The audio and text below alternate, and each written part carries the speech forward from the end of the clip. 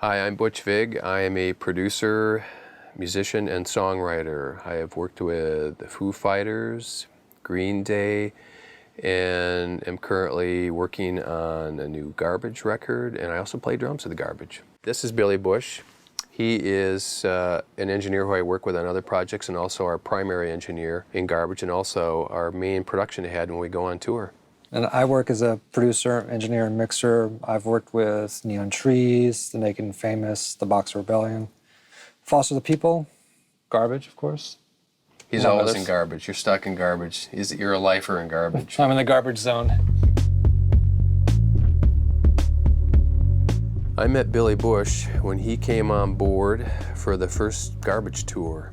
We needed someone of a high technical expertise and caliber to help us figure out how to take the sound of our debut Garbage album and translate that to the live stage. Billy came on initially as a guitar tech, but very quickly also became a production manager, stage manager. He was sort of the guru who helped us figure out how to capture that studio sound and take it to the stage. So we've been working together since 1995, almost 20 years. Almost 20 years. Almost Jesus. 20 years. That's pretty unbelievable. Mm-hmm. What the hell's happened in 20 years? We don't know. Yeah, see, originally I got hired for 2 weeks. And it's been 20 years. Yeah. It's crazy. So this is a new Garbage demo song idea. It's pretty simple. It's got a couple drum loops, bass, acoustic piano that I recorded in my upright in my home studio, and some drums I did in the den in my home studio. And then a couple tracks of guitar and a couple tracks of a cello part that you can hear right there. Well, Billy, over the last couple Garbage albums and other projects that we've done, has really become the point person for the mixing. I really prefer sort of to focus more on producing or songwriting or arranging. And Billy really will get his hands dirty, get in and tweak the mixes and do whatever is necessary to get it, raise it to the bar that we need it to get to. We record bass drums and guitar, and then you EQ them or compress them a little bit and mix it. I mean, there's so many different levels and layers in the music, and depending on what you bring in or take out, the song can change quite dramatically. And we're lab rats. We like to tweak. We like to tinker. Yeah. Shirley is the one who puts her foot down. Absolutely. She'll go, enough, it sounds good. Print the mix. Move on. So this is just a single room mic in here. Just a single room mic sort of down the hallway. These are recorded at my den, my home studio, which is just a funky rectangular room with drywall. I would send my daughter off to school and I would go downstairs to my home studio and record a drum track for one of the songs, and usually in my pajamas.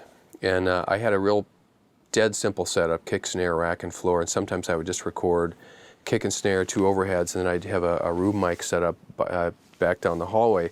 And it's a funky room. There's no soundproofing. It's a little den where I watch football games, so it's got kind of a trashy vibe. But it was just cool and fun to record it really quick, keep it kind of lo-fi sounding. Then I would bring the session in here to Billy, and he would load it and start tweaking with it and messing with it and completely sort of change the sound around. Some of the drums on the record sound like they're massive and just huge, just pummeling, trying to break through the speakers. And it went through a long chain, or just the chain that it went through to get here. It sounds radically different than when I was sitting in my pajamas recording the take it home. But that, again, that's part of what's fun about making Garbage records, is that we don't know how it's going to sound. I just want to get a vibe down quite quickly, and sometimes I think that won't make the final mix. It's too lo-fi sounding, and then Billy takes it and transforms it into something quite extraordinary, and that's cool.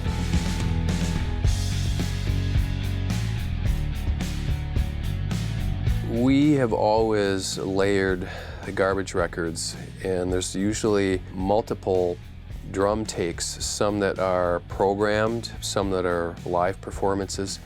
some that are taken from loops and chopped up, and any song can have any sort of various combination of the live element versus a programmed element, and sometimes all at the same time. Sometimes we lean on more maybe in the verse, and then we flip it and go the other way in the chorus.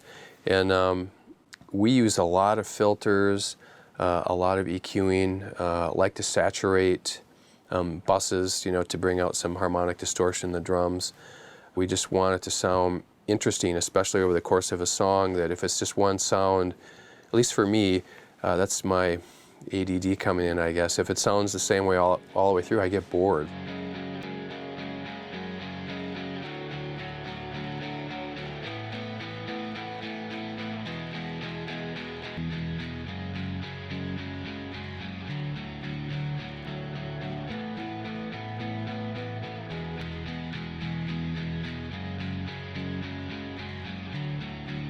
Sounds cool. We record guitars here at Billy's studio. He's got some great vintage amps. Duke also records at home. Steve records at home.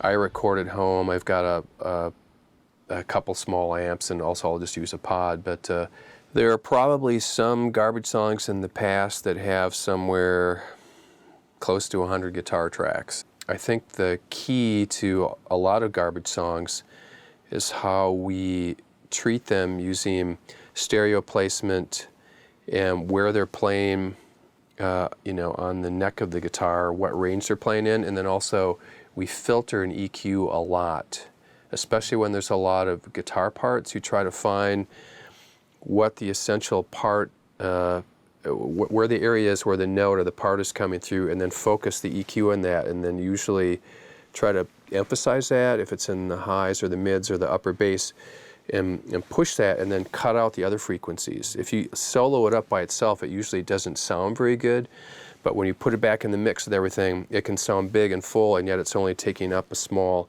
amount of space. If we've got guitars that are, double-tracked, heavy guitars, and they're panned left and right, a lot of times I'll try to push them even further out in the stereo field as much as I can, using S1 or center, to try to make some more space for everything else, because you want them to be big and massive and come at you like a wall, but you also still want to be able to hear the drums, and you want to hear the vocal and the keys and the guitars and the strings and everything else that we have going on, but you still want to have that impact. So trying to figure out a way to kind of make space for everything is, kind of one of the key things of putting a garbage track together.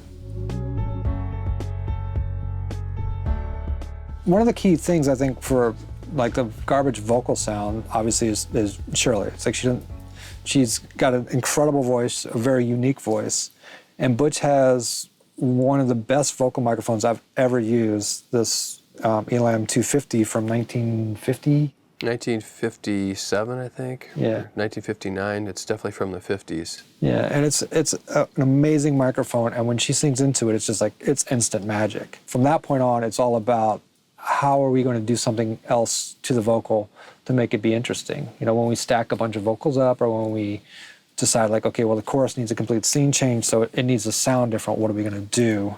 That's kind of where the creativity comes in, and where our process of okay, how are we going to process it, I think the trick for us is when we come to mixing her voice, we want to make sure that we don't lose the essence of what she's doing. I think a lot of times she wants us to mess with her voice more. She sounds put something weird on here, do something crazy with it here. And I think a lot of singers like to do that. They like to mess with how they hear their voice coming back. And sometimes we'll go, like a lot of songs, section by section, and it gets treated a different way. It might be drier or wetter, EQ differently in the verse than the chorus. Billy might start running crazy effects in sections, if there's a breakdown in the song. And I guess we never really know, but the main thing is we want to make sure that she always remains the focus of the song. I default constantly to the Renaissance vocal compressor. Just put it on and hit it. The R-Box? Yeah. It works great, especially on Shirley for some reason. We usually compress her when we record her, but then when you start mixing it, trying to balance, if you just put that in and just get it set just right, her vocal sits right in the front of the mix in a perfect spot. And it always works. I just default to it almost every session that we're working on. Yeah, it's one of those plugins that it's just you really it's kind of unfair. You just put it up there and it's like, oh, okay, that sounds great. No work, no engineering skills required.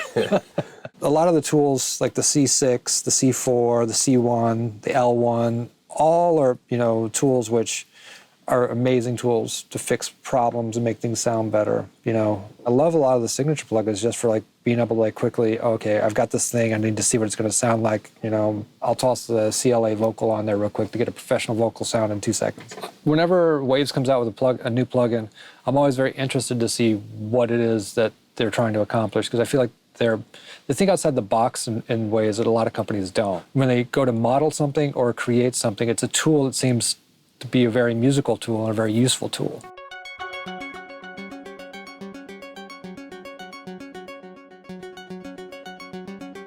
Keep that one.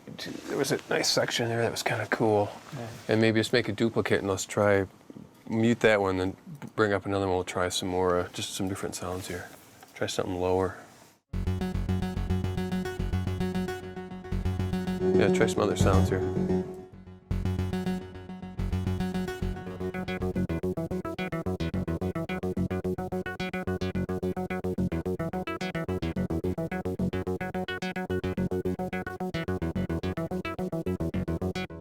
Yeah, I love the way that sounds. That sounds like an old ARP to me, ARP 2600. I have a lot of soft synths at my home studio in my Pro Tools rig. At the University of Wisconsin, I took 4 semesters of electronic music, and I did a lot of soundtracks for my fellow film students, and I loved it. The studio that I worked at there had all these vintage Moog synthesizers and ARP 2600 synthesizers. There were no keyboards, no guitars. It was all using patch chords to get sounds, and it sounded so cool. And to use Element now, to me, is the closest thing I've heard to sounding like those vintage synthesizers, to sounding like the Moog and ARPs. And it's very, very musical. You can crank it up and just, it sits in the mix. If you have a lot of guitars or drums, whatever's going on, it's got a nice, it always sounds really nice in the mix. It just has a pocket. To me, Element is probably the most musical sounding soft synth that I've been using lately, and I really love it. It sounds killer. We just finished a year-long tour for Not Your Kind of People. Brad Divins, our front of house sound engineer, fully grasped the concept of what garbage is live, and that we are trying to capture some of what we do in the recording studio and take that on stage, and that's not easy to do.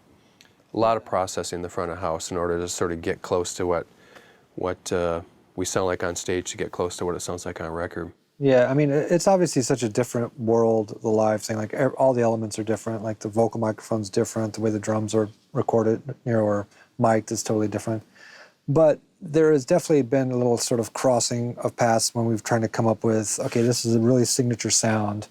During pre-production, there'd be times where we'd sit with him and kind of go, okay, well, I used this, and this on it. And then he would kind of take that and run with it and come up with another sort of process of like getting to the same result, but with the live elements. So it is live, so it's always going to be different. But we have always been a band that wants to at least get close to the essence of what we had in the studio. And I think the transition on this tour for Not Your Kind of People was probably the easiest time that we were able to do that. We had a great 10-year run with 4 records, and our second album, version 2.0, I think we played 22 months on tour.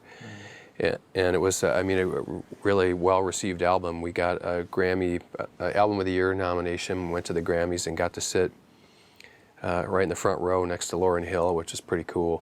Not a lot of bands get to be around for 20 years and still get to make viable records and still get heard and still get to go play.